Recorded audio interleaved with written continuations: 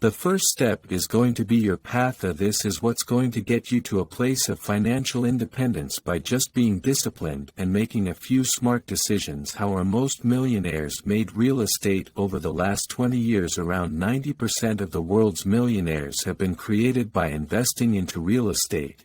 And I don't think that's really gonna change or go out of style, since people will always need a place to live. I don't want to get too deep, but here's the simple real estate strategy that I was planning on following towards the end of my path. Gentlemen, so check it out. You buy a home under market value that's kind of beat up. Use a loan to buy the home. You don't actually have to have hundreds of thousands of dollars saved up. You remodel the home to make it look a little nicer. Find some tenants to rent the home out to who can be paying your loan, and have your home officially appraised for a higher amount. Since now you remodeled it, it's worth more, and this higher appraisal will allow you to finance the home and pull money back out of the home that you can use to invest into more of these type of properties. Rinse and repeat until you have a rental portfolio that you can live off of, and even 1031 exchange some of these smaller properties into bigger ones and scale your portfolio. This is often referred to as the burst strategy.